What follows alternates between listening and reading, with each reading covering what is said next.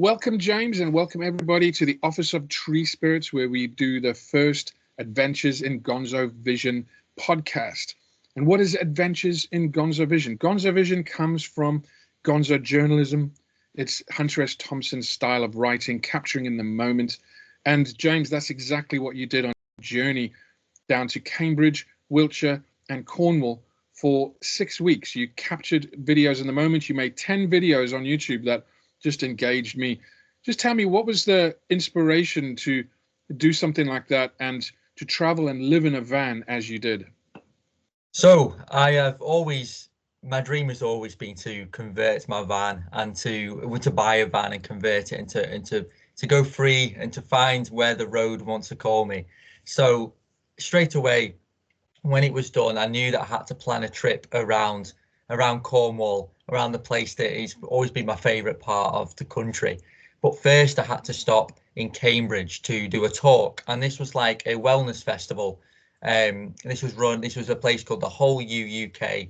A woman called Maria Lena was running this place, and we all kind of got together doing different activities. Those people coming and to kind of experience what a wellness festival is like, but not in the terms of a mainstream wellness festival. It was a different spin on things. So we had like the talk that I did, and then we had like the fire walking, we had the yoga, we even had drums, we had arrow breaking. So we had to like an arrow where we were like literally trusting and breaking it with the softer part of our neck here. It was all very empowering type of festival. Wow, so, sounds like fun. Just out of interest, what was the talk that you were doing at this festival? So the talk that I was doing was mainly to do with water, but it was to do with how everything connects. It was about how we're going into this time now, which is to do with the water. You know, the Kogi people, who we're going to probably talk about after, the Kogi people of Colombia, which is an ancient tribe who are based in the mountains there.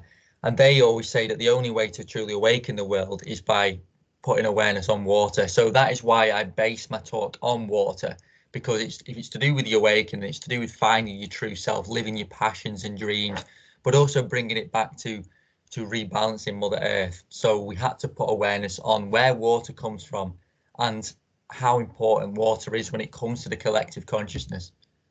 Wow. So we're going to come back to that, and in terms of the importance of water and the research that you've done with water, because I've seen that on some of your videos on the Age of Albion.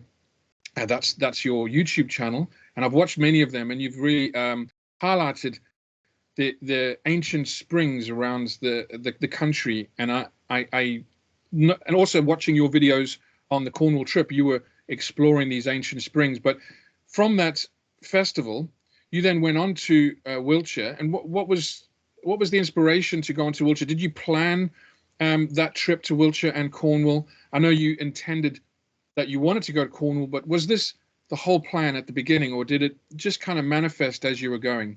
So the plan originally was to briefly see certain parts of Cornwall and to travel from the talk in Cambridgeshire and arrive in Falmouth to see my favourite band, which is called Hollow Coves. And this band is like the message, if I'd recommend anyone to see them, because the message that they give in their music is the simple living. It touches my heart. It's the music that's always touched my heart. So to arrive there, because they were the band that first gave me the inspiration to do van life. And why it was so powerful to finally, the first trip in the van was to arrive to see Hollow Coves in my own country, because they'd never visited England before. They were an Australian band.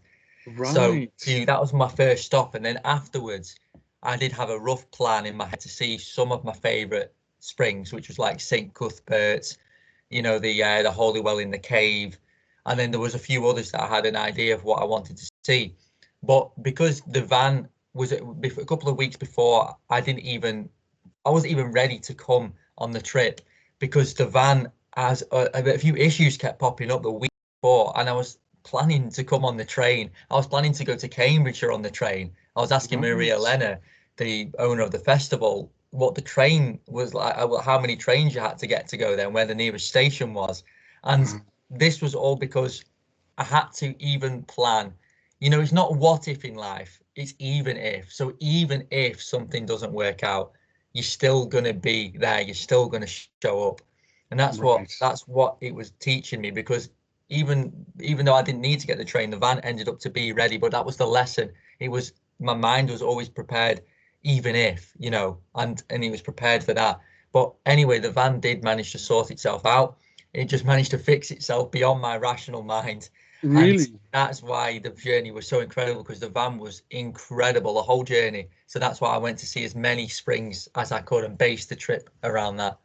It sounds like it was a magical journey, like every moment of it, and that there were these sort of it sounds like there was these synchronicities that kind of led you in in a kind of specific direction. Because what was the pull or the drive to go to Avebury? You know, I've been to Avebury, and it's quite a magnificent place, and probably one of my favorite earthworks in the Yes. country. But I haven't seen many earthworks. But tell me, what was the inspiration to go to that one? So Avebury was always a stop off between Cornwall, so it was breaking the journey up. So I thought, before I went to Avebury, I was thinking, where can I go just to break this journey up? And I believed I'd be guided at that point, because I had no idea where to go around there, which was the best place to break the journey up. So I thought, universe, come on, let's give me an idea where to go. And straight away, I was thinking maybe Avebury, Stonehenge area, and the owner's husband or boyfriend, I'm not sure, but he mentioned, why didn't you go to Avebury? And or that it was around that area of Avebury, and I thought, right, so if he said it, I must be meant to go to Avebury. So as soon as I arrived in Avebury, it boggled my mind how big the stone circle was there, because I had no idea it was the biggest in the world, or apparently the biggest in the world, you know, known stone circle that's still there Right. now. And it was mind-blowing, the stone avenue running up to it with these huge megaliths, and in this stone circle it was split into two with the dual carriageways, or not the dual carriageways, the main road that go through Avebury. And so they're probably blocking certain energies now because they've cut through it with the road. But the feeling of Avebury was, yeah, very, very an ancient place, because you could see the water that would have gone around it in a moat-like structure going around the stone circle itself. So the water would have something to do there with like energizing the earth, you know, energizing the earth, because everything comes down to water. Right. I mean, that's fantastic, and a lot to unpack there with Avebury itself and the stones and the water. But just at the very beginning of that, you were talking how it was like a suggestion by someone else, and then you had that feeling that, yeah, this is what I want to do. I want to go and I'm going to do this. You know, Yeah, I love those kind of signs and symbols from you know, outside of that's it. ourselves sometimes. And I'm just going to plug Manic Organic, because that's actually what's brought this podcast together, is the organic farm that we both use, and that's how we met, was at Manic Organic. And Yes. it's those kind of little synchronicities that sort of put everything together, you know, and sort of generate this journey that we go on of being curious and investigative and want to explore for ourselves. So when you got to you know, Avebury itself, did you notice the trees? The trees, I did. I noticed there was a really nice, I forgot what type of tree it was, if it was an ash or, but it was up some steps, and I noticed there was a few ancient trees, and there was an ancient ash in the middle of like the field, and then there's a couple others where people were leaving offerings there. So the trees they were very special. Yeah, I did notice. Because there's like a chalk pathway that goes around one part of it, just with the I thought it was like a moat of some kind, but it's It a looked like channel one. for Yeah. water, you know. And then there's this chalk pathway, and on the other side of that moat, or the other side of that sort of wall, you can see the roots of these trees that just go back to such an ancient time. I Yeah. mean, Mm. are they like 600 to 800 years old, maybe even longer? I'm Possibly not more, sure, you possibly know. more. Yeah, yeah. I think it's difficult to actually date a tree, because I feel like a lot of trees might be older than we think. Yes, indeed. There's that idea that the rings of the tree, the thickness of the tree suggests, the thickness of the trunk itself suggests that's the age of it. And it's Yeah. really just an idea that it must Mm. be around that time. You know, Yeah. the trees in the background here, there's one of them that's about 80 years old that we know from the thickness of it. It's where I put my hammock up, by the way, and that's where the actual third episode of Churches and Trees will start, from the Office of Tree Spirits. But when you got to Avebury, just back to that, um, How tall are the stones? Do you So the biggest ones, they were massive. They were. I mean, if I'm guessing from my head now, if I'm 6 foot, they were at least double, maybe more than double me, and they were and 10 and even more than that, so maybe up to 15 foot, maybe. I'm not sure, but they were huge. They were. I didn't expect them, the actual stones, to be that big, that giant megaliths. There were some small ones, but most of them, especially on the Stone Avenue as well, they were absolutely massive, and they were wide. They were really wide as well. So I right? think there was a one part section was a newer section I saw on the narrative. I'm not sure which part it was, but I know that the henge itself is original, but there may have been some stones or certain part of that henge added later. And what was your overall feeling of what Avebury itself, the purpose of Avebury was back in the time? Obviously, we're not it's not been used in that same way, but for me, there was a feeling that it had a specific purpose that we're not aware of, and we're Yeah, not. It's not documented. I think it looked like the ancients had understood the ley lines, and because the Avebury intersects with the Belinus ley line, the spine of Albion, and the St Michael ley line of England that goes across the south of England. So that Avebury area is an intersect of these two ley lines, and it looked like the ancients had realised that and started building these structures around this special site of earth energy, and this is why that area was so powerful in terms of Albion.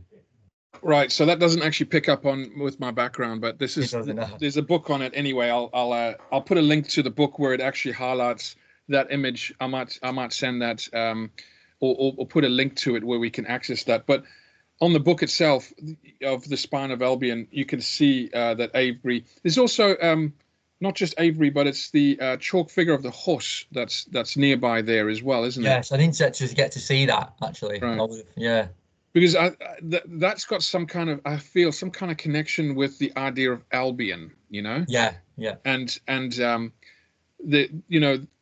the prophecy of Albion, which is a video that you've done with someone else, Amani Studio Productions. Amani Studio Productions, which is fantastic. A 4.5 hour, is it 4 hours long? But yeah, about 3 hours 50 minutes, I think. Yeah, nearly 4 hours. I watched all of it, and I've also watched the second one that you've done with the added bits on the zodiacs around the northwest. Fantastic. You've got a lot of information in there, a lot of research, that inspired me in so many different ways, similar to the research I'm doing with churches and trees and the idea of energy and ley lines, which you brought up just earlier before, that there's some kind that it sits on the St. Michael's ley line. St. Michael, yeah. Yeah. And that goes all the way across the United Kingdom, and it goes all the way through France, and I believe Italy and Greece, and then on the way to Israel. That was one of the St. Michael ley line. There's two. There's one that just goes through the south of England, and then there's another one which starts at St. Michael's Mount, or I think it might be Ireland, goes through St. Michael's Mount, and then onto Italy, and then onto like the Holy Land, I think it is afterwards. Right. Now, I did not know that. Yeah, it's two. Now, that's just blowing my mind, because that's just sort of started to make me think completely different from where I was on this one St. Michael's line. I'll come back to it later. I could digress a little bit with it, but what I want to say is, so when you got to Avebury, you stayed there for how long?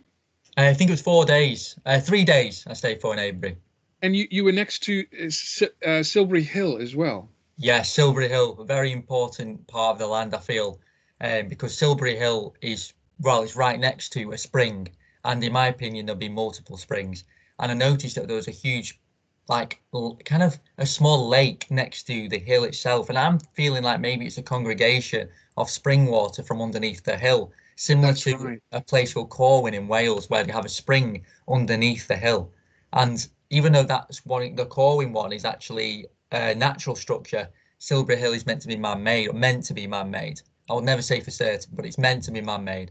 And so I'm thinking, is this spring water from the hill? It'd be interesting to see if it was dry, if this water was still there. Because I know that there is a spring there. It was Swallowhead Springs was the name of the spring near the hill. So maybe there's because I think it was Swallowhead Springs rather than Swallowhead Spring, if I'm right. There might be a few. In your video, you actually go on a journey to try and find this specific spring, do you? And I can't remember. Did you actually find I didn't find the Swallowhead Springs. I was aiming to try and come across it, but I think it was in the wooded area just near the hill. But it was Right. very, very boggy at that time because there was a lot of rainfall when I was there. There was floods, and Really? well, there was floods. I think it was a lot of rain, and the roads were kind of flooded. That's why I had to move the van on multiple occasions because I was being constantly splashed. And I found Really? that was when I was guided to find a spot, and I was literally that's when I came across Silbury Hill and the car park right next to it. So I stayed in that car park all the time. So I literally parked up right next to the hill, so I had a view of the hill in the morning. And what was it like living in the van for the first time? You know, just were there moments where you weren't sure if the van was going to make it back home or make it to the next journey? Was that sort of in your mind at Yeah, the time? that came out of my mind because I realised the van was driving absolutely perfect, and living in the van, you know, it's my dream, and it exceeded the expectations. I got used to Really? it straight away. I mean, the size of the van is good, so straight away I had a nice double bed at the back, comfier than my own bed here in the room. And Right. all you had to get used to is like just having two stoves rather than like an air fryer and an oven. But you can easily cook with two stoves, and then Yeah. you've got to fill the water tank up and like not use the water too much. You've got to be careful with using the water. It only lasts 4 days if you use water carefully before you have to fill it up again. So Right. these things like this and keeping it clean, keeping it tidy, these are things that I have to get used to, and clean and washing clothes in the sink sometimes, and sometimes at campsites, little things like that. But I enjoyed it. I enjoyed doing that. And did you find you would go and spend some time at campsites at all, or was it just on the road all the time? Did you book into a campsite or? Yeah, only once a week. Because needed to fill the tank and get a shower. So because I don't have a shower in the van because I wanted it to keep the space for the sofa bed for guests. And Right. so I had to go into the campsites just to kind of refresh the van, fill up the tank, and yeah, about once a week. Yes. Brilliant. And you did a great capture of all the videos on, like you sort of exposed what the van has actually looked like on the interior. I've been following you building that van, or putting the interior into that van, and getting all the help from others, and talking about it and watching it develop, and then suddenly seeing you on the road, it was like, wow. Oh, I was so envious for you. And so you went to this festival in Cambridge, and you went to Wiltshire, and as you're going along, did that excitement build? Because I can just imagine myself there.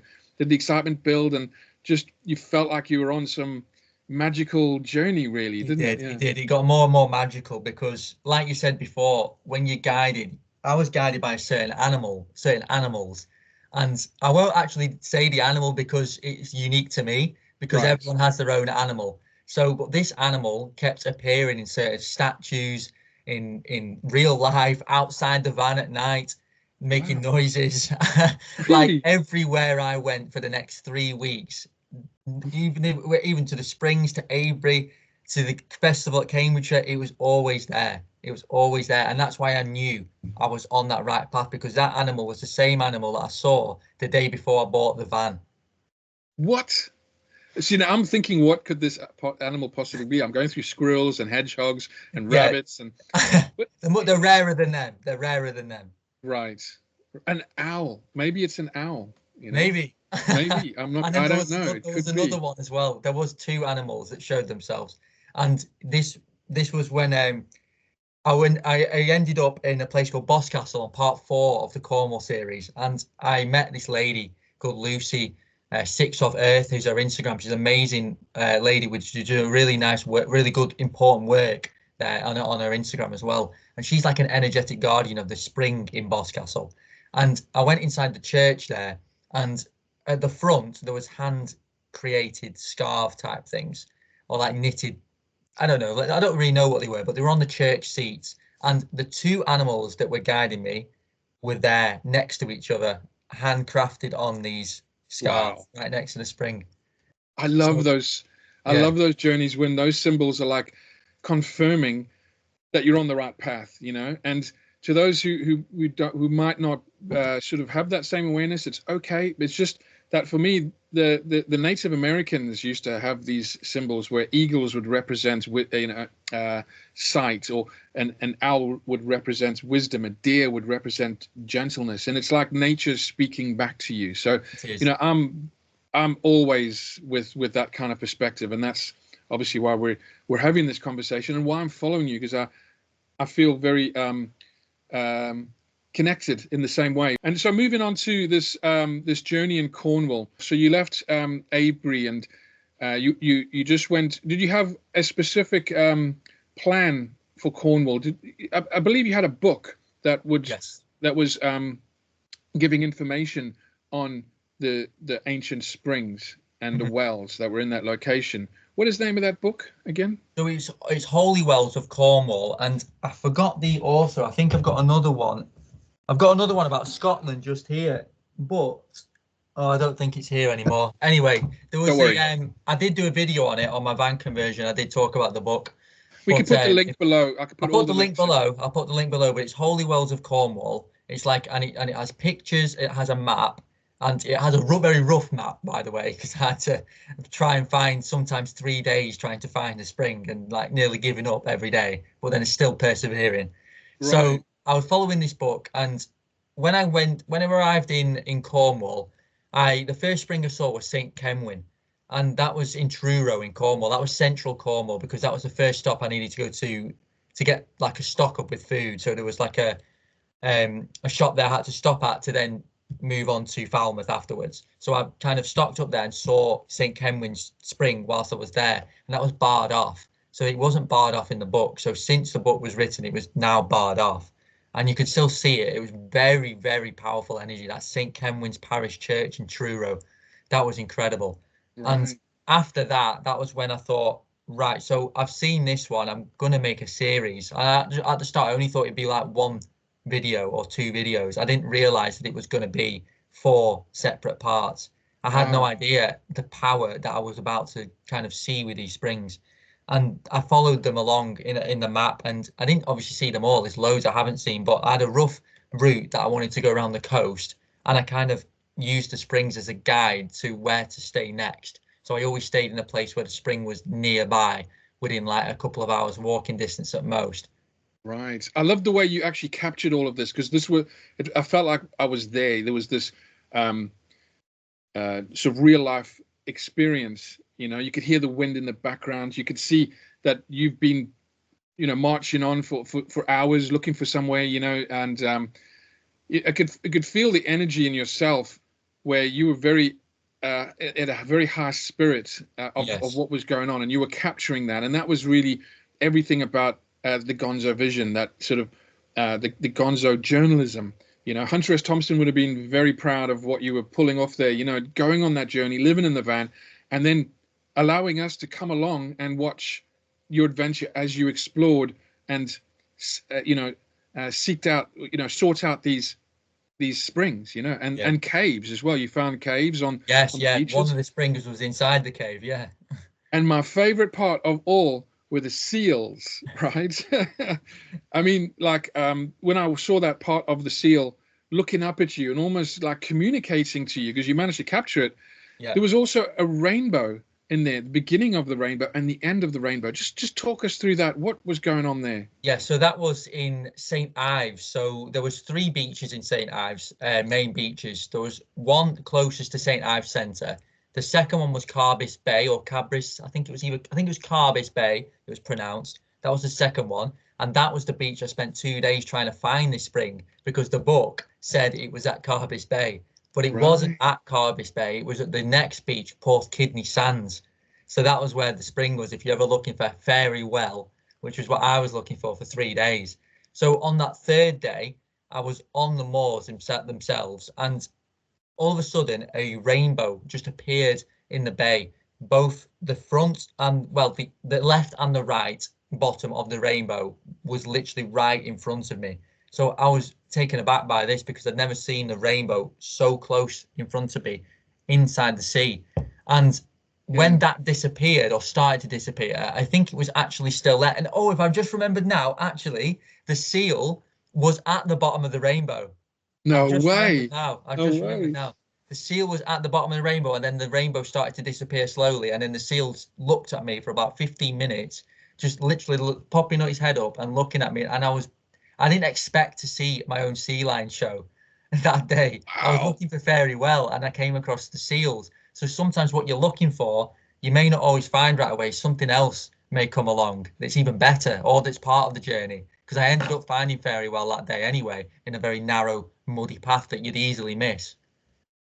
Yeah, definitely. It's almost as if like you not finding the well, because if you'd found the well before, you might not have I'd had have the gone. seal I'd have experience and the gone. rainbow, you know. Yeah. Yeah. So there's always a reason for things, and to have that kind of insight and look into, you know, what's really happening in the moment is quite a unique thing that not everyone can do. And then it's as if nature comes alive and shows you something and kind of speaks to you, because St Ives itself is quite a special place. What do you know about St Ives, and you know, in terms of any research that you've come upon and heard about? What is your impression of St Ives and the place that it is? And we'll expand a bit more on that meaning of the rainbow in a sec. Yeah, so quite a few years ago, I think it was about 4 years ago, 3 years ago, I listened to a podcast, and it was a podcast on the Albion light body. And I forgot the name of the podcast, but again, we'll link it below in the It's description. Lisa Renee, because you sent that Is to it me. Lisa? Oh, right, okay, so it's Lisa Renee. Yeah. And it was like the Albion light body or something. What was the title? Do you remember? Yeah, it's something like the Albion light body. Let's just say that, because I was listening to it a couple of days ago, just because there's so much information. Yeah. And it's a lot about the information from the Keylontic science and the Cathara grids, which I'm researching. So when you sent that to me, I've listened to it like 3 times, because there's so much information, and it reveals a lot about St Ives Bay, Avebury as well. You know, these are the 2 places you went to. Yeah. And also the north of England, which we're going to come back to, because I'm going to ask you a lot more questions on what you've discovered in the north. But in terms of St Ives Bay, what did you sort of uncover about it in terms of listening to that podcast and then finally getting there? What was your feeling there? I mean, the rainbows, you know. Well, I'll let you speak first, and then I'll elaborate on the rainbows in a sec. Yeah, so with that podcast mentioned that there was 2 kind of focal points for the Albion light body, and for those that don't know what that is, there's always like an energy but beyond the physicality. So it's like us as humans, we also have a higher self and like an energy beyond our physical form that we're like tapping into all the time, and it's guiding us. It's called the higher self. And Albion, the land itself, would also have a higher self, or like an energy being that's just above it, you know, in a subtle form that you can't see with the naked eye, just like you can't see the internet traveling through the computer watching us now. So the focal point of what you call this Albion light body, the podcast was saying there was in St Ives Bay. So I knew that before I came, and that's why it was so important, and why I saw that rainbow, because I've not researched it too much, but there's links to rainbows being on sacred sites and appearing on sacred sites, and this is why I was so interested to see the beginning and the end of the rainbow both on the bay. And then also the northwest of England on the Scottish kind of border, maybe the Lake District, maybe just before that area, is also another kind of focal point for this Albion light body. So with St Ives Bay and then there's also a huge energy kind of I'm not sure exactly what the podcast said. I need to research again. I don't know if you remember, Liam, but why Avebury was what we mentioned was Avebury there. I'll just elaborate a little bit. It's basically, you know, if you go into that sort of research, which I've been doing for the last 6 months, Ashayana Dean and Lisa Renee, and there's another person, they've done a lot of presentations on this idea of the grids on the planet and the galactic history that goes back millions of years. You know, it's quite out there. And you know, when you listen to it, for me, it's whatever resonates, you know, and some of these things were just coming up all the time. And Lisa Renee was that when you sent that to me, it highlighted everything I've been learning about stargates. Yeah. And there's the energy lines themselves that suggest the energy lines are like parts of a grid of the planet, and there's 12 and 24 different points on the planet, which are stargates. I'm going to just say it, you know. This is what it is. And it's what's interesting is that there's a lot of like one of the stargates is in Iraq, you know, and it kind of makes a lot of sense if you go down this rabbit hole as to why there's certain conflicts in the world around these areas. But at the same time, it goes into a very, in terms of Britain itself, it goes to a very deep aspect of this ancient Albion, which is what I'm very interested in and what you've done your video on. And it sort of makes a lot of sense where this ancient Albion consciousness or race at the time were aware of these stargates, were aware of this energy line, and it had like a relationship to the earth, very similar to the Kogi Indians that you mentioned before. Kogi Indians, And the Kogi Indians, as you mentioned, have this awareness to these energy lines that Lisa Renee is talking about. It just kind of all started to make sense to me when I was listening to it. And that St Ives Bay is actually one of the places for these stargates. Now, what really blew me away was the symbol of that rainbow. Because the beginning and the end of the rainbow is suggested in something else of research where that is the confirmation of the stargate. It's literally saying that they say angels. They're basically saying that this is where there's an evidence of angels. Now, I haven't found, I don't know exactly what that means, but it just kind of all puts it together to like something special about this place energetically. And that's, I believe that there is some kind of stargate perspective on that, as well as in another place just not too far from Stonehenge, the Vale of Pusey is another area, and that's been mentioned by other people like Bobby Lee. I think there's another guy, I'll put his links on.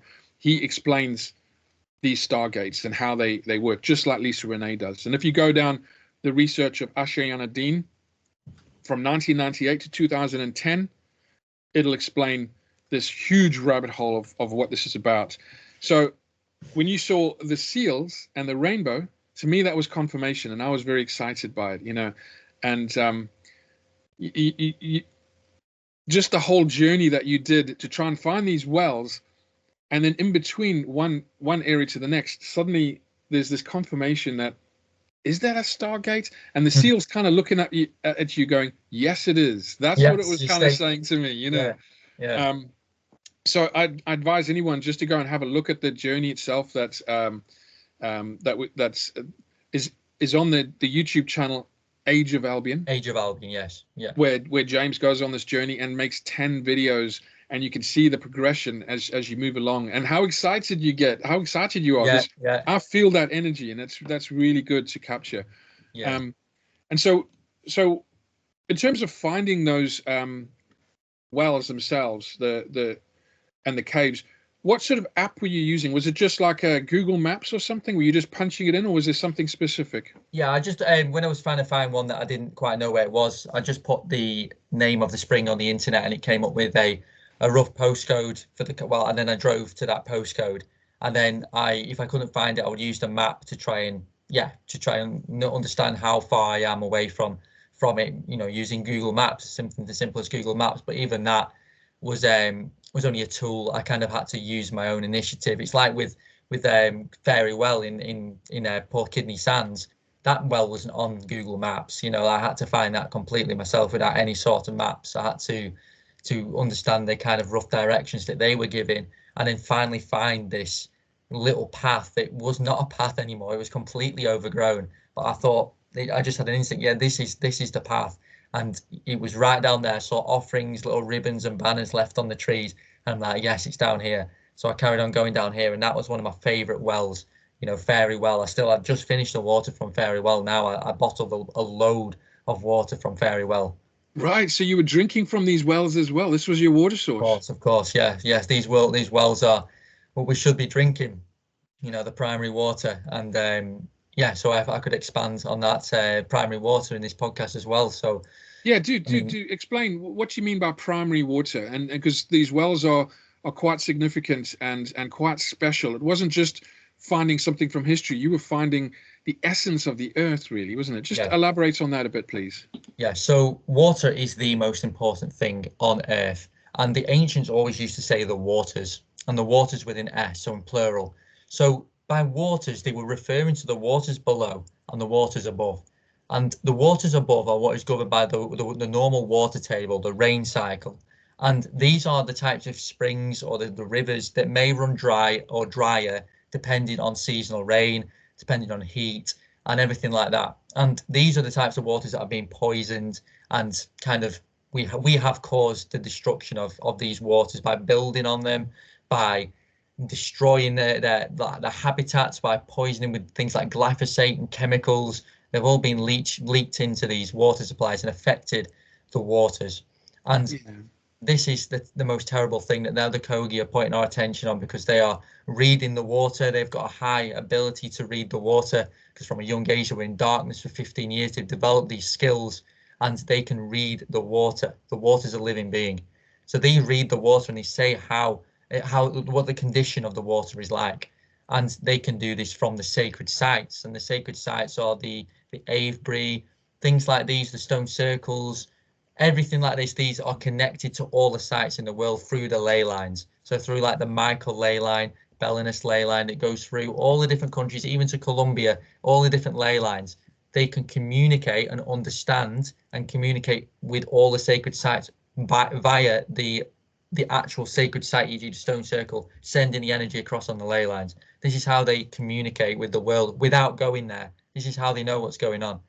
It's like a spiritual internet of some kind, isn't it? Exactly. It's like a web. It's like how we communicate now with the internet. People think it's a crazy idea, but how is it crazy if you're on the computer now watching me with waves that you can't see? It's the same thing. It's not crazy. It's something that is second nature to them. They can't understand why we can't do it. They can't understand. Very true. That's very true.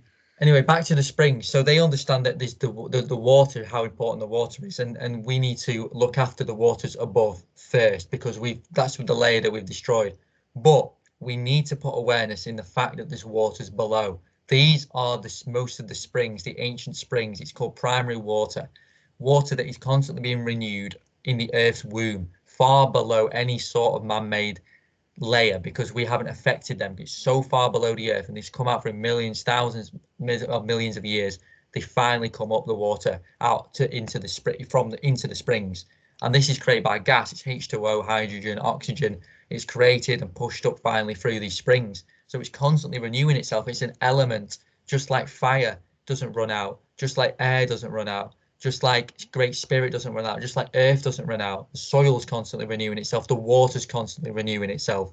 We can't have a water shortage when it comes to the primary water springs. Yes, the waters above can run out, and they're affecting in a spiritual level the waters below, because everything's connected. Just like I can affect the consciousness of the world with my thoughts, just like this is all like just facts now. This is basic stuff. We can affect things with our minds, with our hearts, because the energy field that we give off, like my heart can give off an energy field and affect everything else. So the waters can affect the waters below, even though they're not directly physically connected. So the waters below are the primary waters. This is the waters that a lot of the time, not all of the time, that I've been seeing in these springs. Some of them are groundwater. So these are running drier depending on seasonal rain. But the ones that have the primary water springs have never run dry in the history of mankind.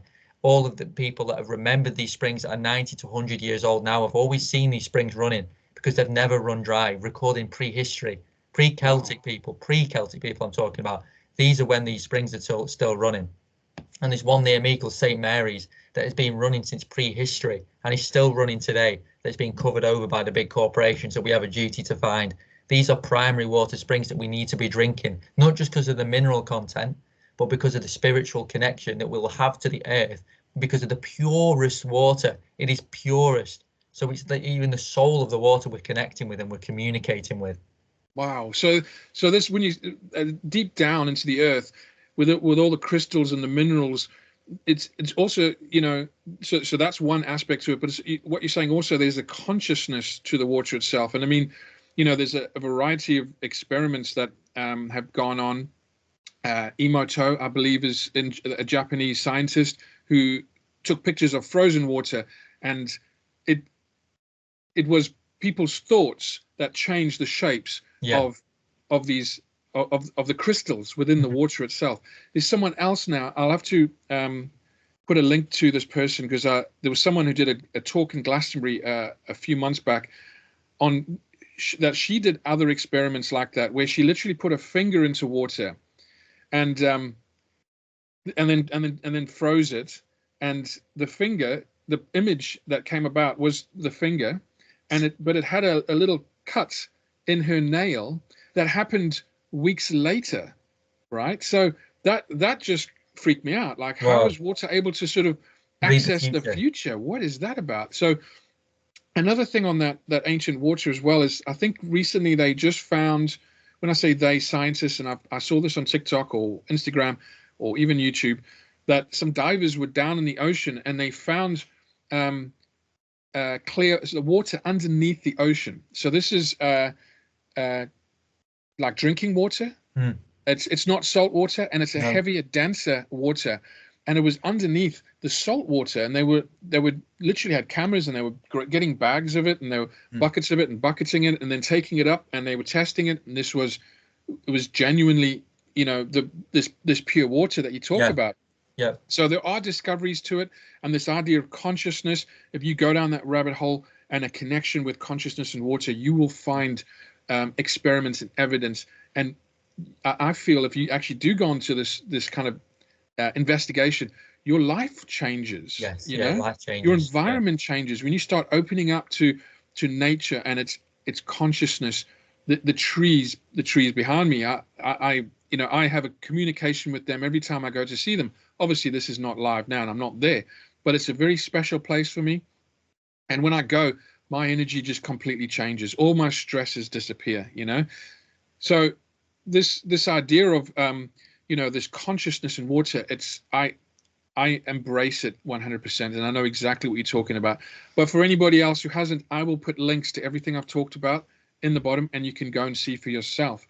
So when you found these wells, first of all, was this is what you were talking about at the talk? This is the information you were sharing, basically. So part of what you're trying to do, or not trying to do, but just part of your journey, is to bring this awareness to all of us, really.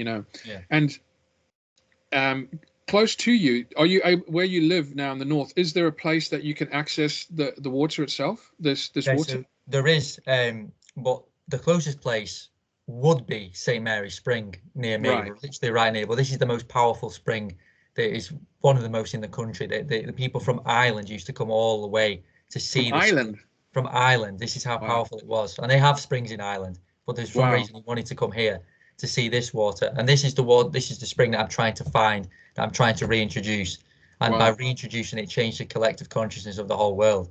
It's that powerful water. It changes the energies as it flows. It's like blocking a vein in yourself. It will block your whole body. So blocking a vein of the earth blocks the whole earth. And by releasing that vein, it releases the energy.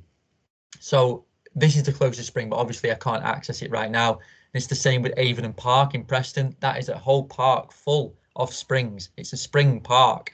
And the fountain, the council have said that the fountain is run from the spring. Okay. Well, they said that the people can't access the spring. It's just the council that can access it. So that just proves these controllers, they're trying to block our access supply, hide the springs, and put it in front of our faces. And the only access point I could find is a little runoff from the spring that I was drinking for 2 years, that I'm almost certain was, I was all right. I've been drinking it for 2 years, but it tasted phenomenal. So I was that desperate to find a spring. It meant so much to me that I was literally drinking spring, the runoff from the spring. And that was the only one I could find until I found one in Silverdale, which I am thinking it's a mix between primary water and groundwater, because it does change with seasonal cycles. But it is a very ancient place, because people from the Netherlands used to do hand fasting ceremony there. Okay, they used to come all the way from Holland, I think it was, to do a ceremony at Silverdale, just before the Lake District it is. Right. So that's just a bit further up north from where you are, yeah. Yeah, it's further up north. And then the water that I get from now is a place called Great Budworth in Cheshire. So this is a very incredible structure where there's an actual pipe that's actually looked after for once by the people and by the actual council there. For some reason, I have no idea why this is the only spring that's looked after, but that is the water that matches the best water that I've tasted in my life. Like I've tasted incredible water in the time in the mountains of the Alps and places like this, and this is the best water.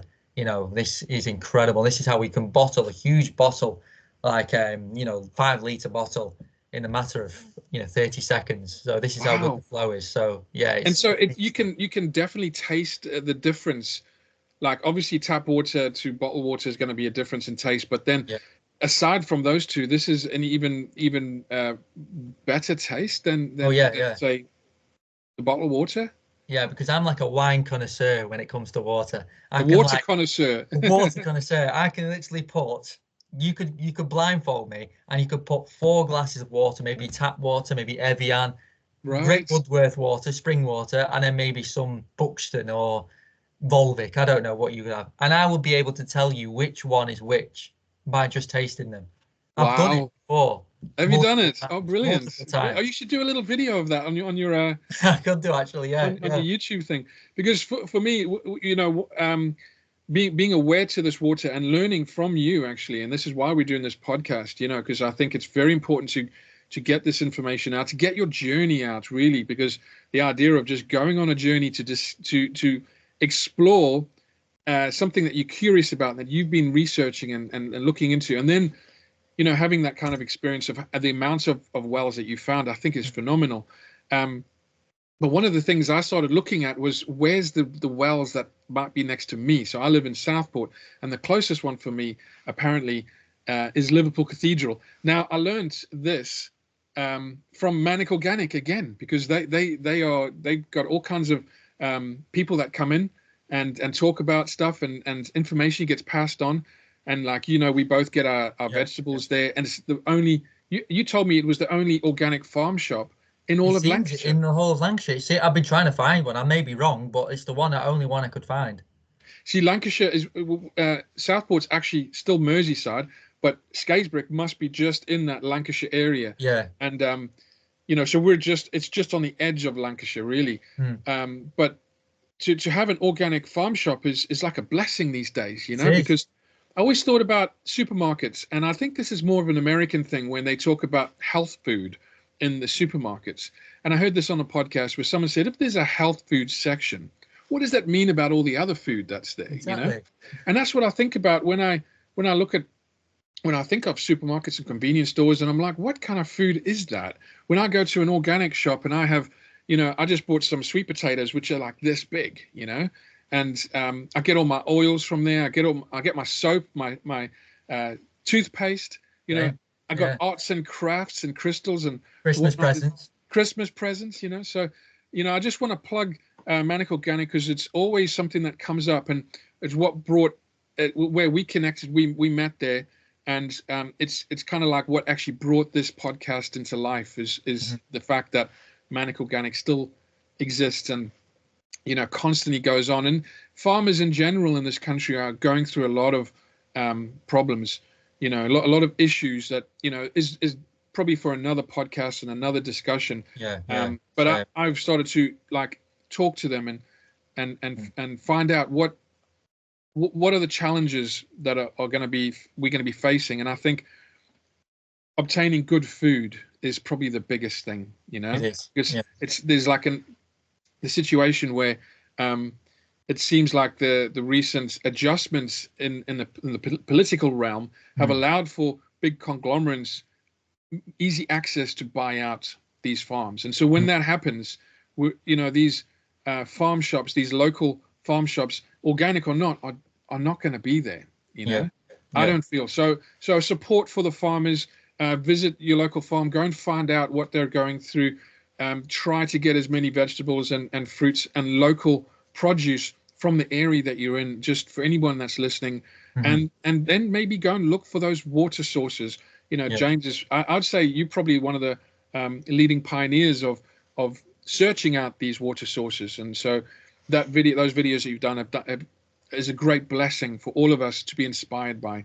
And just want to mention as well, going back to the farms before we move on from this subject, but going back to the farms, I've done a video, it was only yesterday actually, on vertical farming and how that's going to be the next big deception to come in, because in pretense of natural farming and not using pesticides, they're bringing in these farms which are growing vertically on a plastic container type thing.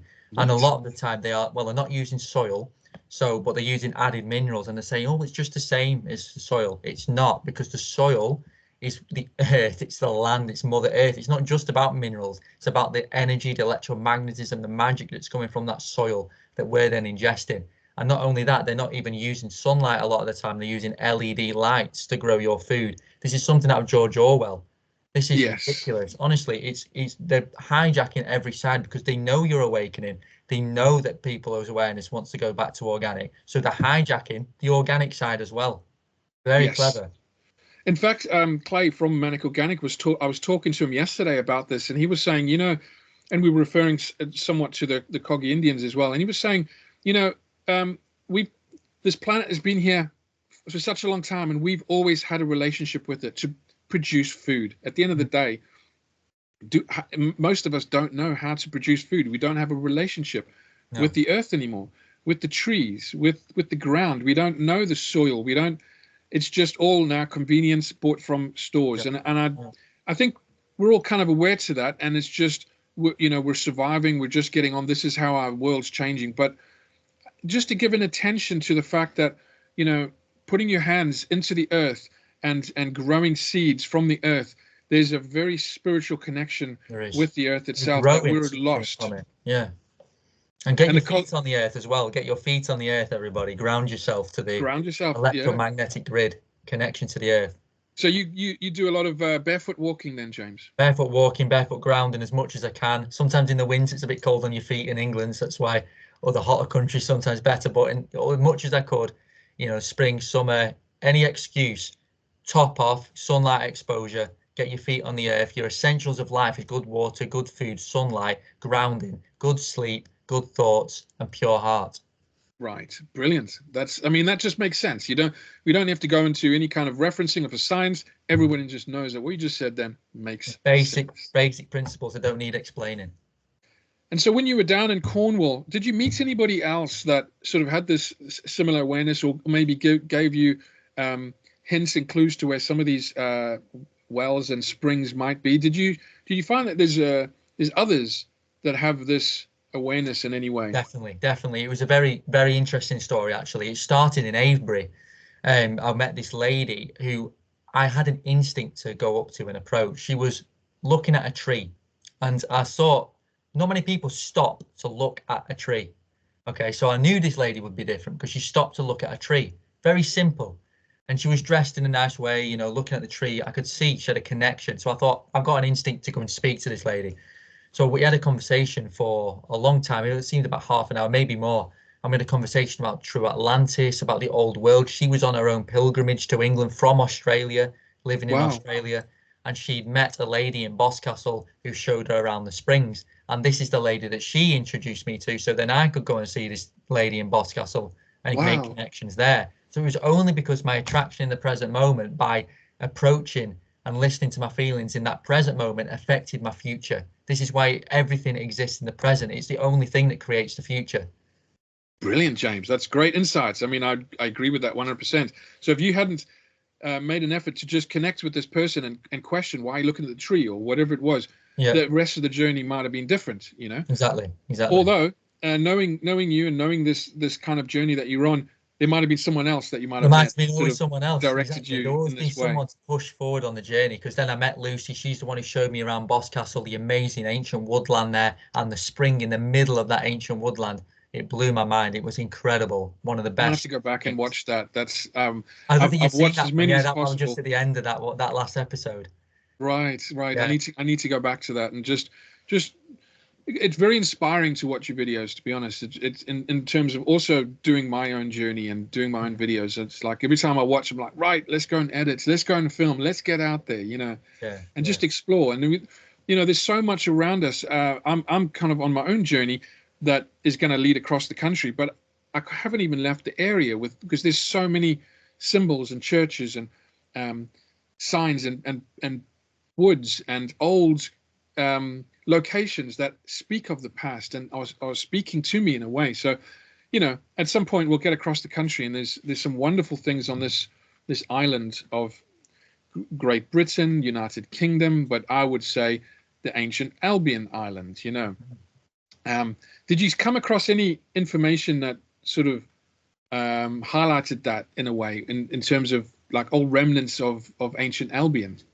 Yeah, I think that Cornwall and Devon especially Cornwall when I was seeing the springs, but Devon also, because I didn't see as much as Devon, but I went to Devon afterwards, south of Devon, and I saw amazing leech well. So the journey continued when I did a video on Totnes, on St Ives Bay and Leech well. So that was also continuing. Didn't expect to come across that spring, but the whole area had an original Celtic pre-Christian feel, because obviously the Christians came over, and like I say, we don't really want to offend anyone, but it was very true how the Christians came over and started redesignating the old Druid sites to their own. They started building churches on original stone circles and Druid groves, tree groves. They started renaming the springs into saints. That's why we always get a Saint Spring, even like a Saint Uni or a Saint Christopher, Saint anything. It's always a saint. It would have been even a different name before. Maybe it wouldn't have a name before. And all of these different types of things. And I did a good video, I think it was in a part 3 or part 2. I think it was part 3, where I came across this passage in the Holy Wells of Cornwall book, and about the Christians coming over and redesignating pagan sites, baptizing the converted, and slaying dragons. And Wow. this is, for me, this, and also curing evil in the sick. So that sounds brilliant to some people, but for me, I feel like I can see through that, in the sense that the evil in the sick really could mean the mental, according to them, the mental that are not following what they want, similar to now, they're not following the mainstream. The slaying the dragon could mean the slaying of the dragon ley line, could mean the ley lines, because they were called dragon lines originally instead of ley lines. And these could be these very deep carving crosses on stone circles, which means putting a stamp and taking over what was already here, that type of thing. Brilliant. I'm glad you said that, because that's actually what I'm going into in my episode 3, where I there is this perspective that the dragon line is very similar. Well, the geomancy sort of perspective of things, goes back into China about 5,000 years ago, and they would call them the lei, Lei, and they would refer to as the dragon or serpent lines, and these were the energy lines that we've been referring to, and that these points of reference and these druid circles or stone circles or trees acted as a kind of acupuncture point. But pressure point, yeah. But the actual needle itself in acupuncture, what happens is in acupuncture they put a needle into it and it affects the energy flow. And I feel that's what's happening with the churches, with anything that's built on these energy lines with a kind of spiritual intention, is doing something to the energy flow of that energy line. That's a theory, and that's what I'm basically my hypothesis in the presentations of the videos. But what is interesting also to back that up is that on many of these churches we see the gargoyles. Mm-hmm. Now the gargoyle is where the name came from in the 7th century by someone that is renowned, or the story is that they slayed a dragon, they subdued a dragon-like figure with big wings. That's what the story is. Now, like you just said, is that just this interpretation of this kind of symbolic meaning of what they were saying was, putting a new religious perspective onto the old perspective on an energy, on a spiritual energy line that's been flowing throughout this island for years, because it's a worldwide thing. And when you say the Christians, you also referring to the Roman Christians, because that's where the sort of modern day Christianity has developed from, and that sort of it's a big subject. But Rome itself has done this action to pretty much most of the world. There's Sri Lanka's got stories that are horrific, and South America's got its own stories. This doesn't mean anything to do with the actual religious perspective itself. No, it's nothing to do with seeing Jesus. Jesus went far beyond the Christianity, the figure. You can go into something else, but we're not offending the religion itself or the actual views. But we're offending the people that have manipulated that religion, and they've got organization. The organization, the organization. I mean, it's I was raised as a Roman Catholic, actually. That's where I was. But as you kind of get older and you start really questioning, and you start stepping away from this, what everybody else is thinking, and looking for yourself, things become a little different, and that's everyone else's journey. I'm not going to sort of elaborate too much on that, but what we're talking about here really makes sense and resonates. And as we meet others that are also on this journey, we kind of find people who bring different parts of their investigation, and that helps to make sense of our own, So it's great to connect with everybody and talk about it. And one of the things I wanted to sort of go into was your documentary now, just the big 4-hour-long documentary. Yeah. What started that? Because that's you and Armani that put that together. Just yeah. two guys from Lancashire, hanging out one day, and next minute you got this 4-hour video on ancient Albion that just blew my mind. Really. So where did that come from?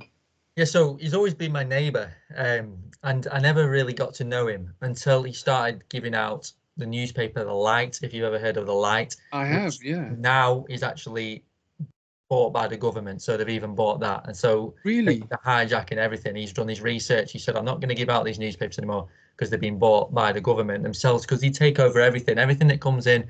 They'll bribe the people. Can we change this narrative? So anything that's in that newspaper now, take it with a pinch of salt, because it will definitely be not the truth. Wow. So, good to know. I did not know that. Yeah, very interesting. So we met at that. So I was like, whoa, you're giving out The Light. That's different. He's like trying to expose some truth here. And so we had a conversation for, lasted all year, and into getting to know each other on that sort of level, and kind of giving each other lessons into what we know. And it kind of went from there, where we became great friends. And it came from a space where we were like, are we going to do a documentary on old world, on Tartaria maybe? But then we went beyond Tartaria. We even realized that Tartaria is a deception. It goes beyond Tartaria. The old world goes beyond Tartaria. That was just one civilization that were building these structures, but these were even a takeover, because they used the gargoyle, they used the symbols of like a takeover. And they went out of balance, just like Atlantis was originally pure. Then it got wiped out because the stories, it got too technologically advanced. It got too out of balance. So we kind of went on a journey to get to the true old world, the balanced old world that lived in harmony with nature whilst having that technology at the same time. And they developed that. So the documentary, we were going to just do it on the history, but then I realized that if we're going to do this documentary, we may as well do it properly and explain the bigger picture. So we started off with sacred water. We've got a whole chapter on Masaru Emoto, the molecular structure of water, the springs, Penwitham Springs. We've got a whole chapter on St Mary's Spring in Penwitham. And then we've got the hidden history of Martin Mere Lake, the connection to King Arthur. We've got a section on King Arthur towards the end. And it goes to water, then it goes to the old world, and we talk about Tartaria. We talk about the pure old world and the difference between the two, and how we've been deceived, but also how we can get to the truth by tapping into the land itself, speaking to the stone, speaking to the land, the sun, all these natural forces. And it kind of goes from there, where we then go to the luminaries, the life-death cycle. We've got King Arthur, like I said, we've got Hyperborea, we've got Atlantis. Hyperborea is that hidden land. It was his idea. He was very fascinated by Hyperborea, and even I am. So we've done we don't really know the truth of Hyperborea, but we're putting it out there that there is a possibility of a hidden land at the north, in Hyperborea. I don't know if you've heard of that, Liam. Hyperborea. I haven't. It was in the video that it came up, but there was so much information in that video that now that you mention it, I'm gonna have to go back and just go back into it, because I don't know much about that. The video for me that really blew me away was what you're talking about with the churches, and how there is this energy that seems like they're designed for to be antennas for some kind of energy, a terrestrial energy. And this just merged. This was exactly what I'm trying to do with my churches and trees videos, and I'm on episode 3 at the moment, editing it. And when I saw what you brought about, the symbol of that circle, is it a magnetron? It looks like they call it the cavity magnetron, because I got it off a documentary a long time ago. But it's like cymatic frequency, where there would just be sound vibration in these geometric shapes in the structures. Right. Because I've actually found a YouTube link that's got an animation, and I'm going to use this animation in my videos, where it shows the magnetron of 8 circles and how it fits within the flower of life. So that those symbols, if you look at them and study them, it's a perspective or an essence of the knowledge of the flower of life, but how the sacred geometry itself is within that, and within that sort of idea of creation. So for you to sort of highlight that and then pinpoint all these places in Preston, the local area, and I think up in the Lake District, how Yeah. they had these symbols of an energy, a known energy that was drawn in, and there was always water that was next to it Always as well. water, because the Yeah, water was there first. This is why it's so important, because I believe they were harnessing this energy that was already on these sites when the Druids and the pre-Druids were there, because then they were built on. Remember, they came over and built the churches and the structures after on a specific site. So they'd be able to read the energy of the site and then use that energy that's already there, because there's always a spring there. And obviously you can't build a spring, it's natural. It's been there before. The structures are then built after, and they're always built next to springs because the spring is where the energy focal point is. Then they use that energy after, maybe to create free energy, maybe to take away from that energy, maybe to use it. This is where we're trying to work out what happened. Maybe some brilliant. used it, maybe some went against it. This type of thing. So this would then take us back to Avebury, because then, Avebury is right next to Silbury Hill, and Silbury Hill is, which we didn't mention, is actually a cylindrical pyramid that goes back 6,000 years. I mean, they don't know when it was. It's very, there's not a lot It's just of written an estimate. It's an estimate, but it's still the UK's or Britain or Albion. I'm going to Europe's say, largest man-made hill, apparently. but a pyramid. It's our own. We've got a pyramid in the UK. And most people don't know that there's a pyramid, a cylindrical pyramid. And so it could suggest that in Avebury, that sort of moat around the outside was this utilizing the water. Maybe the spring was around where Silbury Hill was, and was then funneled to that area, and the stones were this kind of acupuncture needles to the energy. Now, there is a link I'm going to put in the bottom where there's someone doing a presentation on looking from above, what Avebury looks like from above, and that it's actually a calendar of our solar system, and that it goes back. It either goes back 25,000 years or 250,000 years, depending on these, where the points of where these stones were, and he really goes into this detail. So I will put that in the link below, just so that, to back up the fact that we're onto something here. We're investigating, we're on our own journey of discovery, we're sharing this and sharing it with everybody else, but that there is evidence. Once you go down this rabbit hole, you'll start to find things, and you might find things that you don't like, but stick to the things that inspire you and empower you and inform you. I think that's what it's really all about, and that's what you're doing. Yeah, it's very easy to get down an intellectual kind of route with all these documentaries and films that are coming out about the old world. But it's all right looking at books and computers and films, but without going out there and getting in tune with the land, you'll never know the truth. Definitely. I think that's where it really is. It's because, we've got this mental construct of how to identify things that we've been brought up with through schooling. I have words for it, education and everything. And so we look at things from the mental perspective. We've lost that way of feeling. There's the other way of knowing is through feeling. And it's taken me a long time to go from my mind to my heart and feel the energy of the room, to feel someone else's energy, to feel the trees, not to think about what I'm seeing. So I agree with what you're saying there, to go out there and test that awareness to see what is it you feel. And that's why I question in on that. So when you made this large documentary, how long did it take for you to make the property of Albion? I mean, Abbas, the guy that made it, he called the Marnie Studio Productions, but yeah, Abbas, who made it, he took him about half a year, I think, to make it. About 7 or 8 months, I think it was, because he was working like sometimes 12-hour days at the end to make it and get it done by September. We wanted it out by then. We really needed it to get out, and the first one had about 12,000 views, which was more than we've had on the channel before. The latest one's only had 400.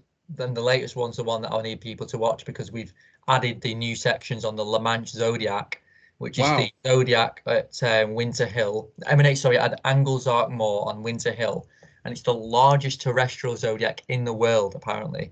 So a terrestrial zodiac is where the star formation are mirrored in the land. So the land, e.g., natural streams, the roads, things like these are like mirroring actually, for example, Cancer, the crab is mirrored as a crab in the land below. And then it's also to do with the churches. The churches are mirroring the stars above. Wow. So you're saying that the stars above are mirrored in some of the structures built around Winter Hill area? and the Yeah, northwest? so Winter Hill area is in the sign of Capricorn, so it's mirroring Capricorn below. And then it also goes as far as Manchester, with Manchester Airport, and Chester and Lancashire. So that's like the area it covers. And people have Wow. recognised it's only new, it's information I've only just come across, but I thought I had a call to just put it in because I'm going to do a lot more research on it. But there's, for example, in the constellation of Taurus, which is in the Garstang area, you have a lot of pubs named after Bull. So you have, and Bull is the Taurus. So it comes from the Taurus constellation, and this is where we have the Bull. And then in Leyland we have the Seven Stars pub. So it's also in the names of the Pleiades. of the place of the, yeah, the Pleiades. I think it is that one. And Yeah. this is what it's all about. And we needed to put it in the documentary because I came across this information, and I don't know 100% about it. I admit a lot of it most of the documentary is coming from, because purely from the heart, from my own research in the land. But this I just came across a couple of weeks before, and we had to put something together to shed a light on this area because all my work, a lot of the work is about the northwest, and if this is fully true, then it makes a lot of sense when it comes to how powerful the northwest is and the focal point and how many stone circles were originally on Winter Hill, because everything emanates from there. Apparently all of the kind of the ley lines emanate from Winter Hill, and I've heard that one of them even goes to Giza pyramid in Egypt, and one of them emanates from the Angles-Arc Moor. Wow.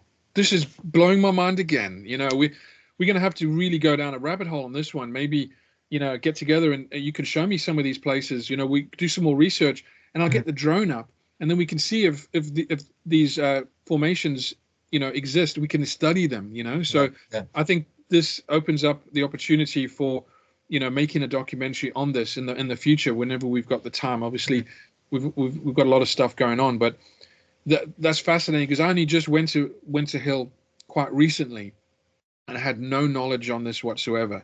And it was only afterwards when I did a small video on it, you said, "Oh, this is where the zodiac research is in the middle of, you know, basically." Yeah.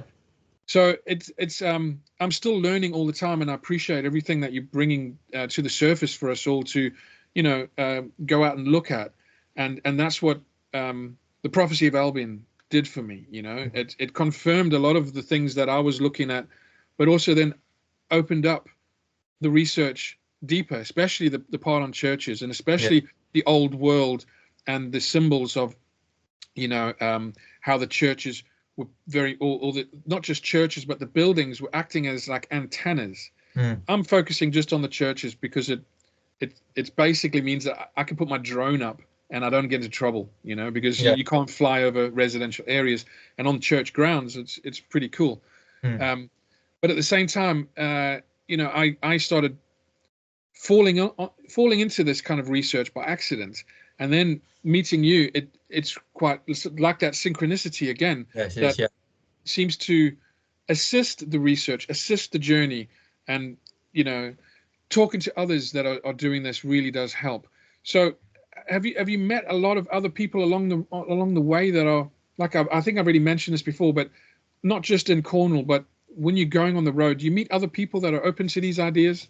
Oh, for sure. I met another guy in Cornwall, Lenny, and I featured him on the YouTube. He's awake to a lot of the deception, and you always meet people awake at some level at their own, you know, unique stage in the awakening process too. Because there's some people that are awake to certain things, other people awake to a bigger picture, other people are just getting involved in it, or some people have always been the same. For me, I've always seen kind of the truth, like the feeling of the truth, when I first was like 12, and that's just where I first started writing my books, when I was 12. So I've always When felt you were that there was a 12? connection. 12, yes. That's right, because you've got 2 books out at the moment, or you've One got one book book out at out. the moment, but the other one I'm working on to republish. Right. Yeah. Awesome. And Yeah. you're still making the videos as you go. You're still making, like, the latest video you just made as well was about the farmers and the how the growing food ideas are going to be shifted in the future, unless we get involved. Yeah. And I think everyone does have a part to play. You know, when you're talking about, you know, meeting others who are awake, or maybe not necessarily awake to the idea that there's more to life than this.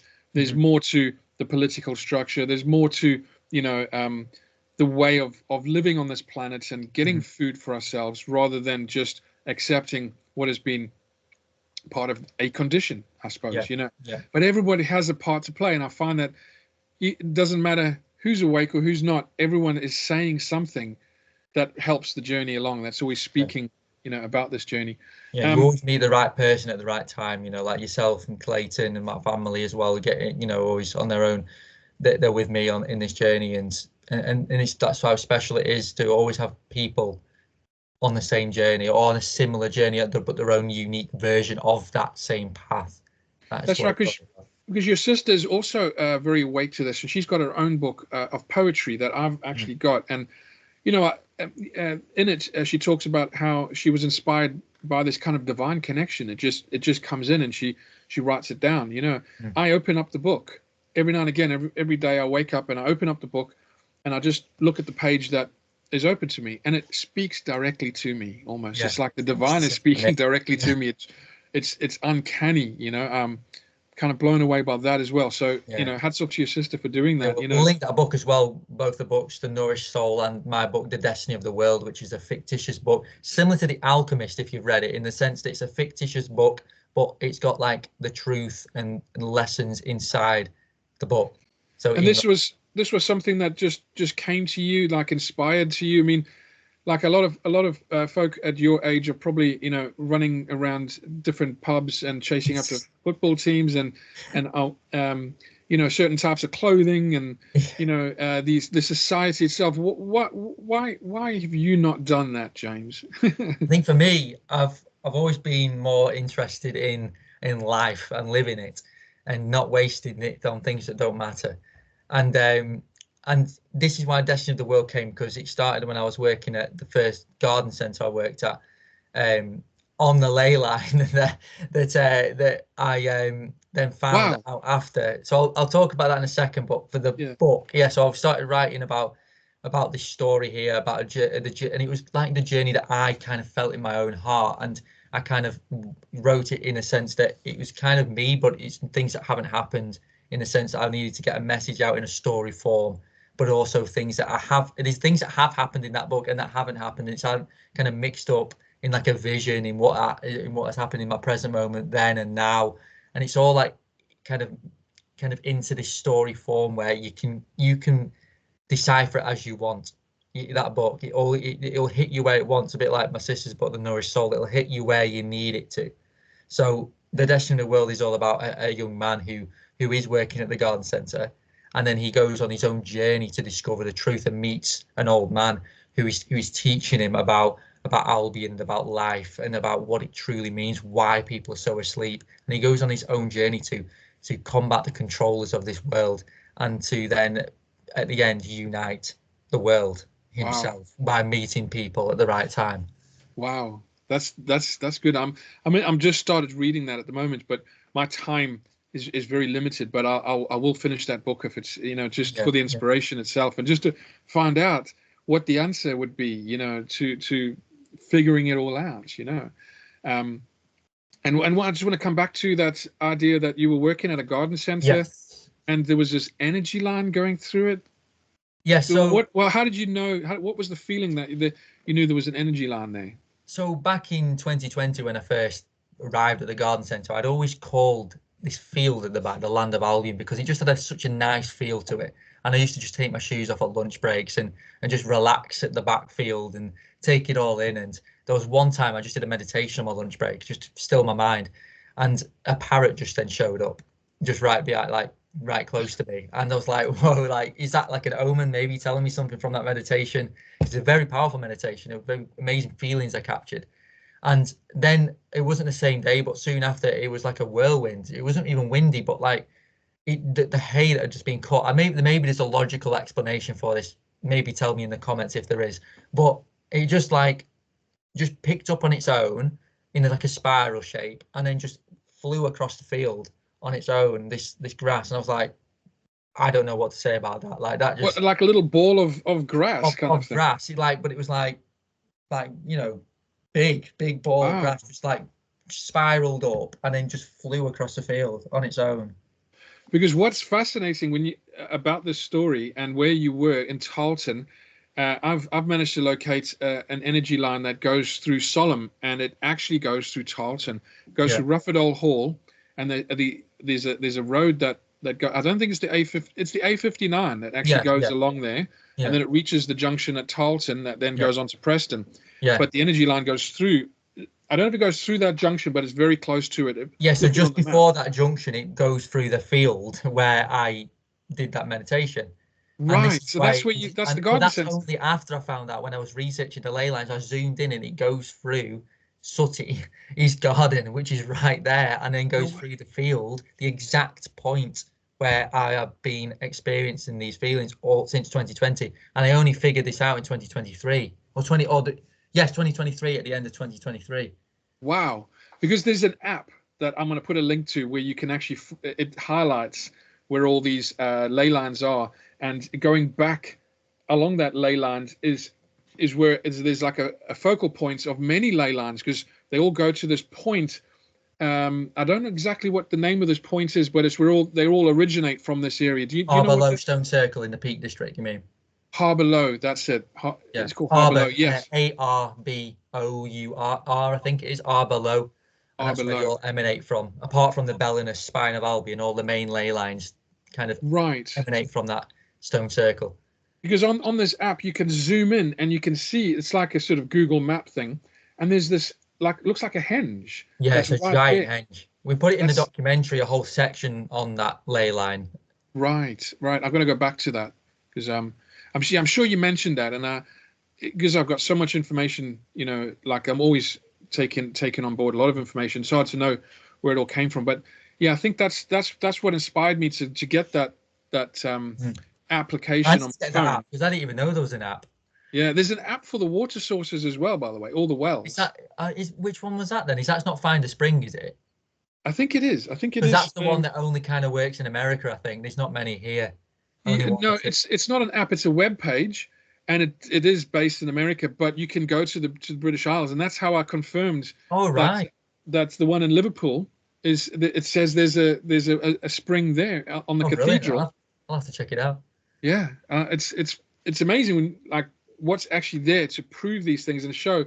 Like, I couldn't believe there was an app for an energy line to prove that the energy line was there. So this energy line apparently went through King Arthur's lake. So we're going to get onto that. Yes, Martin Mere. That's what was in the documentary that blew me away as well. I mean, so many things blow me away with the information that we're talking about here.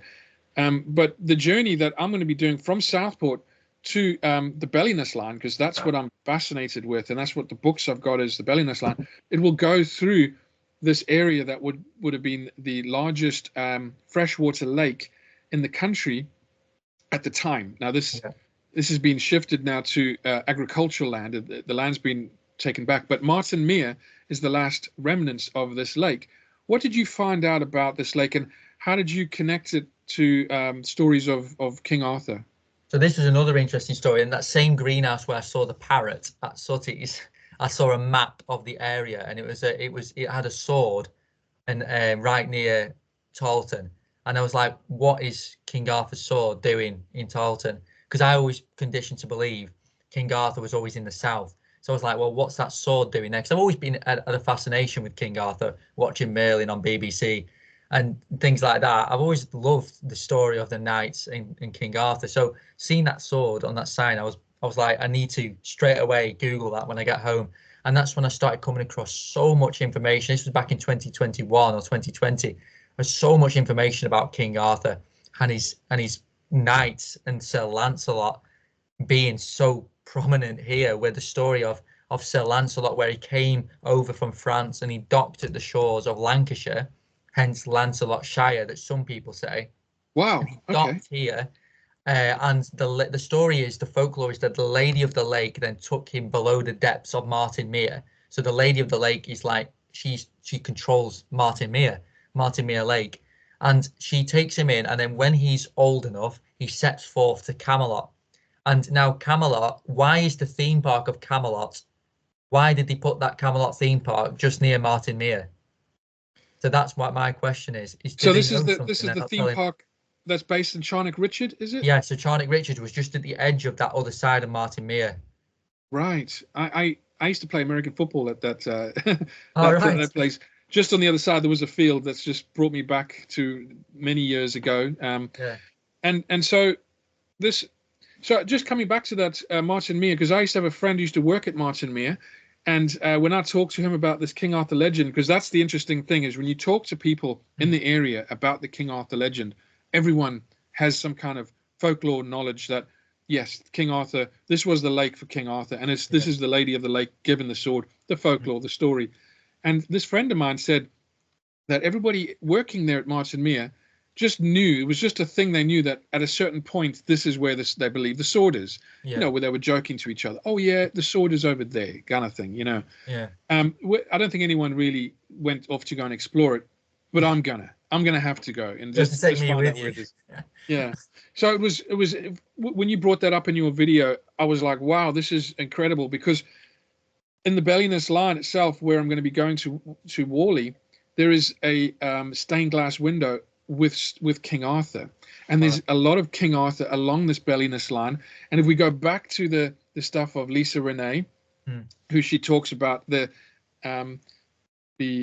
Albion light body, the activation of the Albion light body has got a lot to do with the King Arthur legend, and that maybe this is where I'm going to just jump to the conclusion that maybe they were guardians of the Stargate. What do you think about that? No, I agree. The information's pointing towards that type of thing, because obviously, like, people are going to say, "Oh, King Arthur is everywhere. Why is it in Martin Mere? Everyone has their own unique version of King Arthur in their own place." But maybe they do. Maybe that's because Arthur was such a prevalent figure that's been wiped out of history that he made his mark on everywhere in Europe and even the world. He made his own mark. You even said that there was a story of him journeying to sack Rome. And then, yes, there is a book called by Geoffrey Monmouth. I've got it here. I can't show it because of the background image I'm using. But the history of the kings of Britain, and then it was the 7th century, 600 something. He had a war party heading to sack Rome. I don't know if it was 6th century. Could have been the 4th century. Anyway, it was. I'll have to come back to it. Probably would be the 6th, because I heard it was the 6th century that Arthur was there. Yeah, I'll just. I think it might. I'm not sure if it was, because Rome was sacked a bit earlier than that, and it was No, that's right. Bellinus and Brutus sacked Rome before this, I think. Before that, King Arthur. Yeah. But he was heading to sack Rome again, because it's just something I'm going to have to really research into. It's like the highlights of the histories in this book, really, and so. But the fact is that he came back home because of family issues. There was an affair going on with his wife at the time, but that's what the book says. So he came home and he was killed along the way. So he didn't. I don't know if he made it back. I think he made it back to Britain, but was killed along the route getting home. So there is evidence to an Arthur and a Pendragon. Arthur Pendragon, his father as well. But there's also documented evidence we put in the documentary. We've come across so much evidence of Arthur's 4 battles, 2nd, 3rd, 4th, and 5th, by the side of the River Douglas. And there's 2 or 3 options of a Douglas, but the most likely is the Douglas near Martin Mere, because it makes sense. It's Douglas or Dulas, Douglas and Dulas. These are the battles that Arthur has had against, I think it may have been the Saxons, by the side of that River Douglas and Martin Mere. So it would make sense that if he got killed there, then the sword would have been thrown. Actually, you've just reminded me of a documentary that a family member, someone else was watching. I walked past to get a coffee, and there was a documentary on the television from BBC number 4, I think it was. I think there's a channel called BBC 4. And as I was listening to the documentary, it was talking about a battle up in Cumbria that King Arthur had with the Saxons. So I was doing my research and doing my videos, and suddenly it was like that is a kind of a confirmation that the BBC sort of gave. Yeah, normally the BBC say he's a fictitious character, like they normally do. The normal lies that they tell television. Yeah, that's another rabbit hole to get into, because I used to work in television. And anyway, getting on to your journey itself, and where do you see the next van journey? Where are you going to head to next, do you think? The plan is to save up some more money and obviously to make aligned money eventually, so it can keep me on the road with my projects, the books, and to make money from giving a true service, so I can do all these projects, free up my time to do the projects that matter. And the aim is to travel to see Mont Saint Michel in that area of France, and how it links to Merlin and King Arthur, and that other side on that Michael ley line. But then the plan is to find these places that do permaculture, that do replanting forests, that I can learn about these natural ways of living, that I can do my talks and show my documentaries. And I've got places lined up now, ready for the spring. Hopefully I'll be ready by then. So you're going to be doing a European tour, the European journey. Tour, yes. And so France would be the first That would be the location. first stop, because I've always wanted to then see Mont Saint Michel after I went to St Michael's Mount. So that would be a very fitting stop after the journey that I've just been on that Michael. That's going to be amazing. I hope you document that, in terms of your journey and adventure, because you're going to be living on the road, and you won't be able to return back home for quite some time. That's amazing. And like, obviously, the van's gone through its first test where it went to Cornwall, and it just was running great. Is it still running okay? There's no problems with it? It's got a few things it's going in for, and then it'll be ready to then just finish off a few bits inside, and then the van will be ready. It's just then waiting for me to be ready. And so you, after France, once you get to France, have you thought about like where you want to travel after that, or is it just? Well, at the moment, I've got opportunities in Portugal, so I'm going to maybe head that way at the moment as it stands. And on another note, just want to go back to the Kogi Indians, because we were talking about that, and it's just something in my notes I wrote down. And where did you hear about the Kogi Indians again? So that was Manic Organic again. Manic Organic again. Where I hear about everything. Yeah, that's what I heard too. Yeah.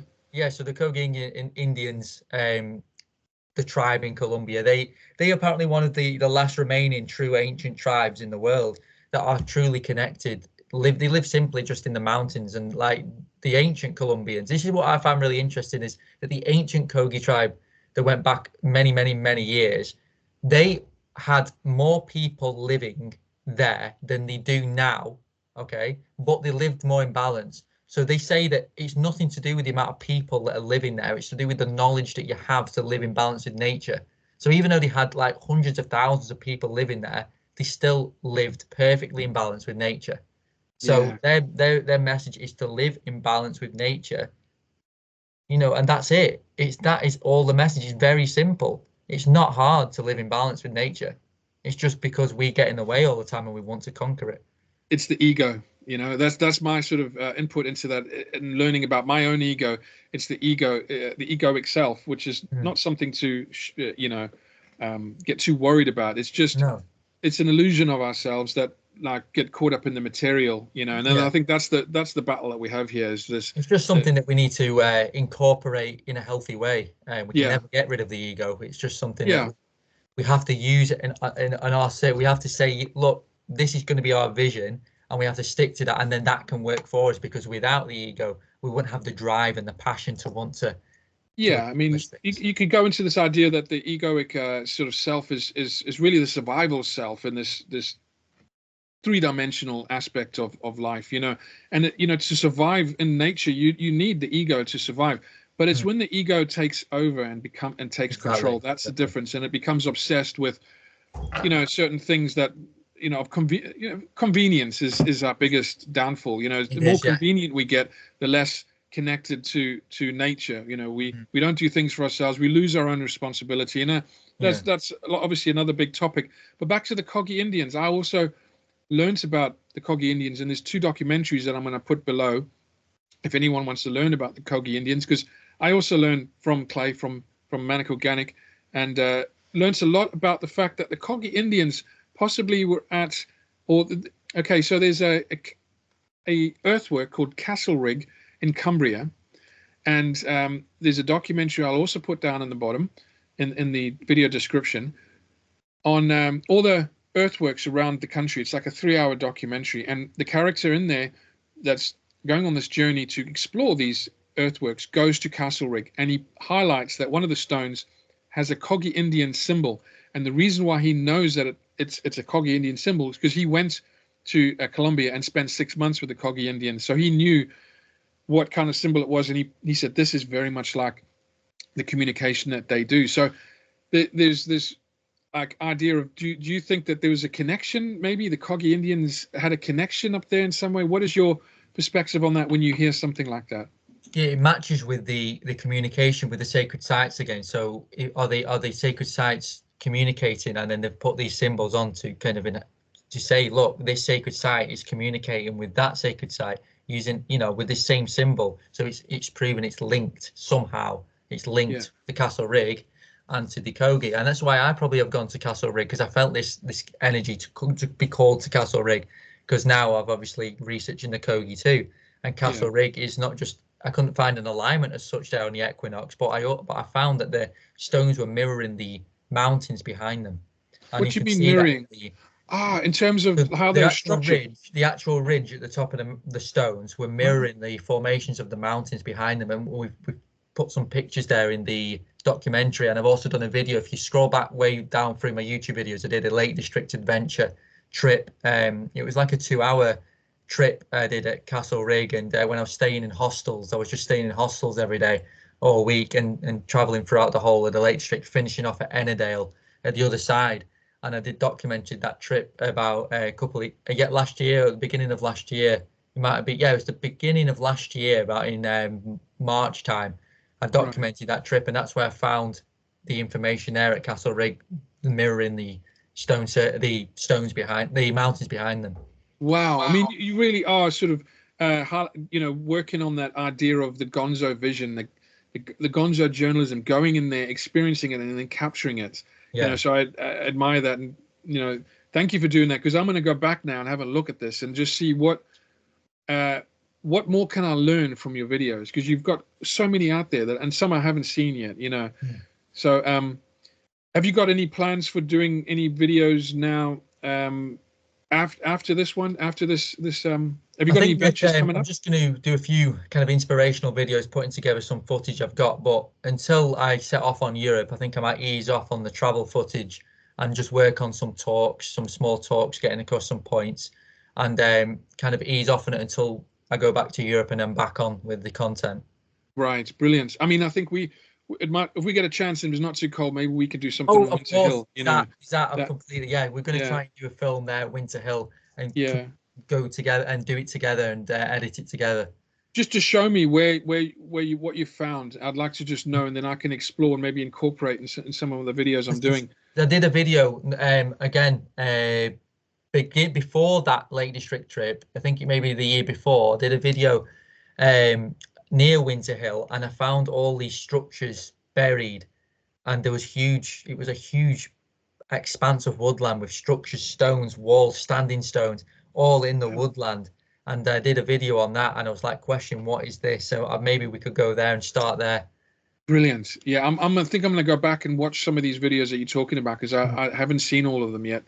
It's just that 4-hour long one that I keep watching now and again and keep coming back to, because there's some very significant aspects of the research you've done that confirms what I'm finding myself, and the King Arthur journey, going, being so close to what could have been the lake in the story is amazing. It's just on our doorstep, but also how it kind of brings us back to the land. When you start doing this, the journey of looking for the ley lines, looking for these earthworks, investigating the churches, it gets us out, it gets us into nature, it gets us on the journey, and having that relationship again with the trees and with the sky, and very similar to just how the Kogi Indian actually live. They have that relationship that's so balanced, where it's just the simple living, but then the consciousness is on like such a high level. Because you said that they know a star without seeing it, didn't they? Would tell us about that? Yeah, so there's one of the documentaries that I got from Clay is what I'm going to put in the bottom is of their journey, where they tried to reconnect an energy line that a mining company had disconnected around the coast of Colombia. And so by doing that, how they did it was to what they were doing was reconnecting this golden thread, like literally what would have been like, say, cotton thread or something, but it's actually made of gold. And to get to make that gold, they had to come over to England, and there was a manufacturers that were able to put the gold that they had, I think it was the gold they had from the ancients, and it would be turned into this thread that they could then walk the journey and put the thread back and reconnect this energy line. I thought just that alone is just mind-blowing. And so there's a point in the documentary where you're kind of like not sure if they, is this right? Is this, are they just living in an imagination here? But then when they get to see this astrologer who's used this Hubble telescope to take pictures of, galaxies that you can't see with the naked eye, and this little Kogi Indian in his, in his outfit that he still lives with, he's still got the same outfit. He had to buy shoes, didn't he? He had to buy shoes. He had to buy shoes. That was the only thing. That was amazing. And he went with like two other members of the family, and they all were trying to put shoes on for the first time in their life. That's another thing. But he just pointed to a star in that picture, and said, "Oh yeah, this is the star that's this, that, and the other." And he gave details about the star where the astrologist from Britain just turned and said, "You shouldn't be able to see that." Don't know how he knows that information, and that just kind of confirmed that, these guys are onto something, And it's a beautiful documentary. It actually, I get very emotional when I see it, because they're such little people, and they're going into these areas to lay down this thread, and these areas are like modern day cities and modern day villages at least, and they go to this mining company, and they can't actually get to a specific part of the beach. They have to go around where the mining is. So yeah, the story itself is heart-wrenching in a way, but at the same time inspiring to the idea that there's a lot more to this world than the material sort of trappings that we are caught up in, They understand it so deep, because they also say that we've been affecting,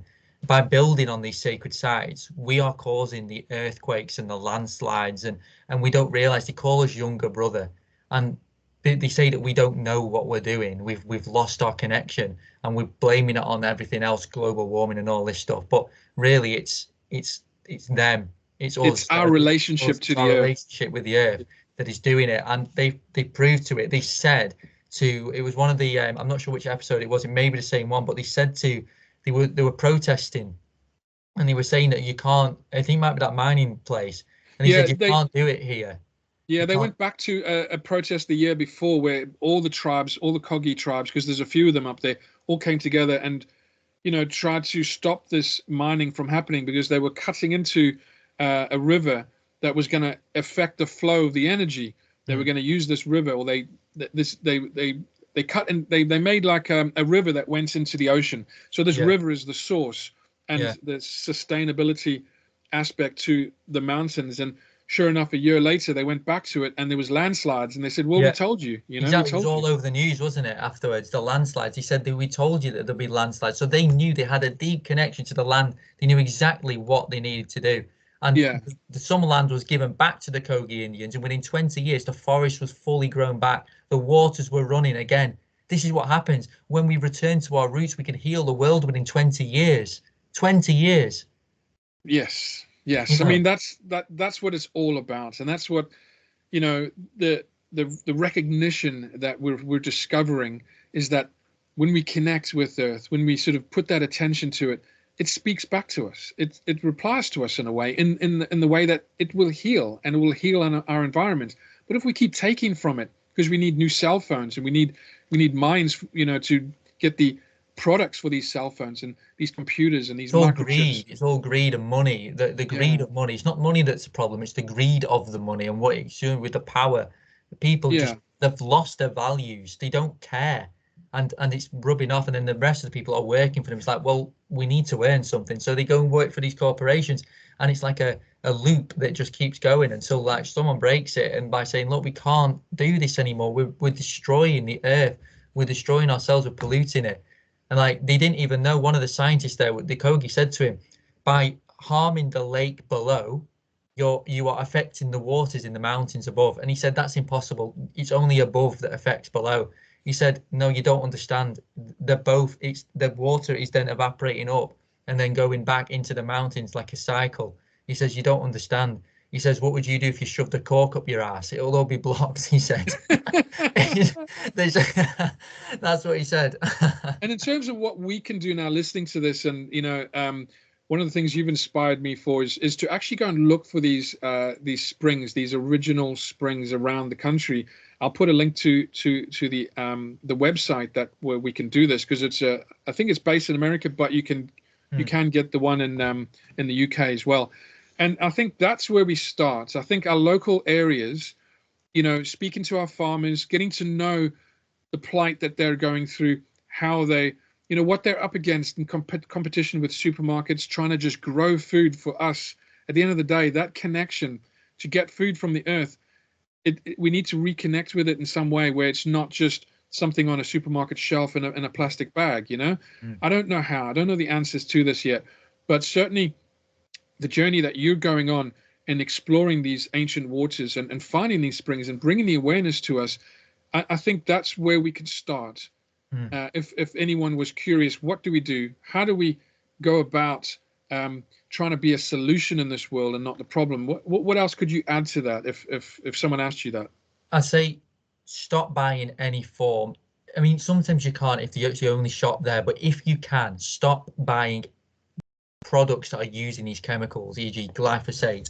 Stop going to these fast food places. Stop going to any corporation. Stop going to the mainstream supermarkets. And because these corporations are that scared, they may look rich and billionaires. They won't be billionaires tomorrow if we stop using them, because they're that fragile. They can be bankrupt tomorrow if we stop. McDonald's can go bankrupt tomorrow if everyone stopped having it, or stop buying Coca-Cola. That's how fragile these are, and that's why they're so scared. That's why they keep fear-mongering all the time, because they're living in fear. I think you just go to the label itself, look at what's on the label, and research what all of that is, because that on its own will just get you to put that back down. Because one of the things that I always make sure I do is have some organic food on my plate. That's the most important thing for me, and it's very hard to find that. And obviously we've talked about Manic Organic being that place where we can go, but for everybody to try and find the real food, to find out, like buying things that are to put in microwaves to eat, that might be just a one-off thing that you do because you're on the road or something like that. Doesn't mean you have to shut it out, but don't live by that, because it's very unhealthy. It's all in moderation. If you don't listen to me when I said that. Not all in moderation. I mean, the odd time you have to do it, then you give yourself permission if there's nothing else. But don't listen to that term all in moderation, because it's weak. It's a weak mindset. No, it's every day try and live to the best of your ability. The one time that you may have to go otherwise, give yourself permission to do that if there's no other option. But don't listen to all in moderation crap, because it's a weak mindset. Yeah, I think that is very much in the case with the having sugar. When someone says, "Oh, have a little bit of sugar if you want," no, sugar is not good for you. Simple as, Now, obviously, that doesn't mean natural sugars that come from fruits and honey and things like that. That's a different thing. But the processed sugars that we get in candy bars, overly processed with numbers, artificial. This is what you need to go against. Anything that comes from the land. This is my opinion always as well. Is I eat meat, I eat fish, I eat veg. Anything that comes from the land, but I don't touch numbers. I don't touch artificial produce. I try not to touch non-organic food, but I've had to do it whilst I've been on the road at times, but I've tried my best to find the organic. I've been like, where is the organic shops? Where is the free-range organic eggs? And sometimes you can't access that. Did you find many of those on the road when you were in Cornwall and Avebury and Cambridge? Were there any options that other, because obviously Manic is the place we go to, but were there anything like Manic around? There was organic foods in Avebury. In Cornwall, it was a bit more difficult. I don't know if it's because they didn't have raw milk either, which I do have normally, which is unpasteurized, unhomogenized milk. So they didn't have as much of that, but they probably would have done, but I couldn't find as many as I wanted. All I could find sometimes is as much as I don't like going to supermarkets, Waitrose had the organic section. So I did stock up at Waitrose. But again, I would prefer to go to a smaller farm shop that's organic than to go to make my money at Waitrose. because you go to these shops, even if like I'm outside the area, and like I was up in Pendle, and there was a farm shop up there that actually a lot of the foods they just leave on the side of the road. They're like a little stall on the side of the road, and you put a donation in. And there was a fella there sort of stocking up the eggs, and I was talking to him, and you know, just that interaction itself about where did those eggs come from? He said, "Oh, I just got them this morning. You know, I just picked them up," and I was like, "Great! So now I know that those eggs are fresh." You know. Yeah. You go into the supermarket, it's not the same story, but just that interaction where you go into a store and you're getting the food from the people that are producing it. That is, you know, a reconnection that I suggest is something where we could start to being more of the solution, looking for these springs and these wells, and maybe even, you know, sort of putting some pressure on the councils to start opening these wells up, because that's what I figured out as well, especially in Totnes, is that all of the businesses were individual businesses. They changed the actual way of life, even in the towns. So if we put pressure, the humans come together, the councils have no choice but to listen to us. They work for us. The government work for us. Yes. I mean, that's like, we can go even deeper into a really big podcast itself, a different subject matter. I mean, on that, in terms of how society is kind of developing with this sort of the internet of everything as well. You know, we can go into that, which is a completely different narrative and a concern, you know, a bit of a concern with how everything is unfolding. But even if there is that concern, just to be able to go to the trees, just to be able to go to these farms, get back to nature, it makes such a difference. It doesn't really matter what's going on out there. If we've got that access to nature, the pure water, the healthy foods, the interconnection with nature itself, you know, sitting on a hilltop and getting the wisdom, you know, how many of us do that? Most of us are scrolling on our phones. How many of us go to a hilltop or go to the trees and actually connect with the energy of those trees? There's a science behind that, and I'm going to explore this in my own videos, and you're going to obviously, you know, do that as well with the waters. You're going to bring more information to us. I can feel it. I can feel the journey is really just begun, you know, and how exciting it is to be on this kind of journey.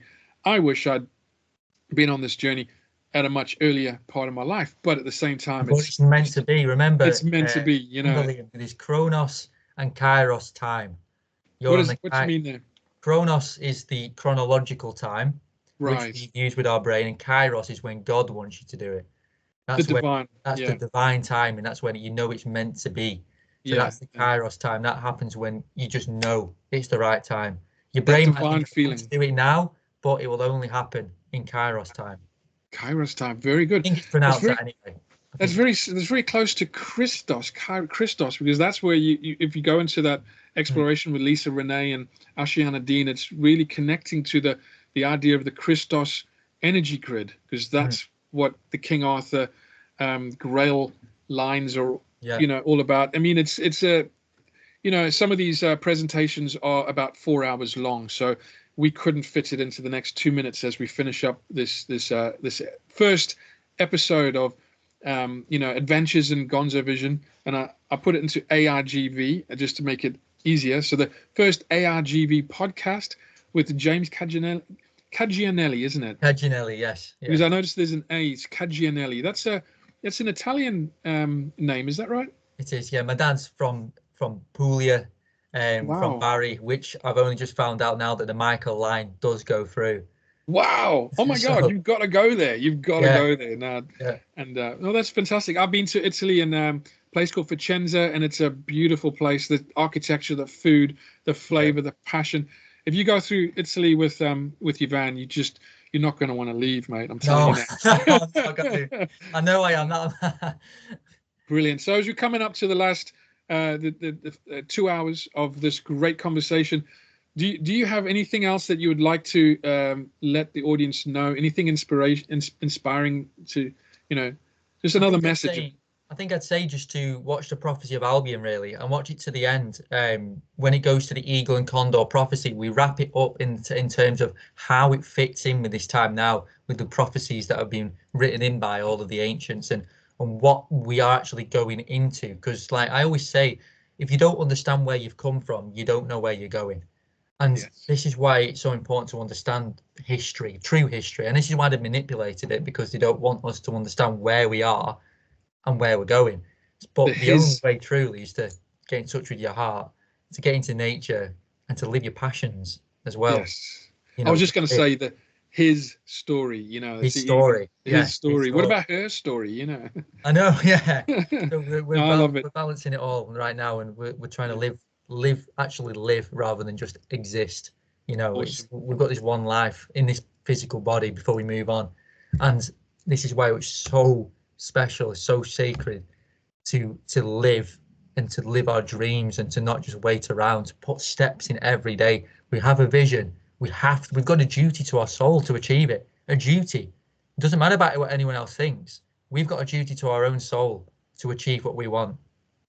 To connect to our true self, you know, that's what it's all about. And you know, please everyone, just have a look at the videos that James has put out there. They're really good. And also look out for Churches and Trees, episode 3 coming out soon. Episode 2 is available, and it goes into exploring the churches and the symbols on the churches. And I will slowly break down what these symbols mean with references. So now this journey is actually going to go through King Arthur's Lake, and it's going to end up at Worley along the Ballyness line, and we're going to really explore that that area, Pendle Hill, and see where the energy line of the Ballyness line comes through this area, the caduceus of the Mary line and the Ellen line. This is all going to be in the videos to come, and you know, referencing all the books that have brought us to this moment. One more thing out there, make sure you get along to Manic Organic for your organic food, just to plug the only organic shop in Lancashire, you know, for everything you need organic and homemade. Wonderful. Great stuff, James. Thank you very much. Take care, everybody. Thank you very much, Liam. Thank you, everybody, for watching.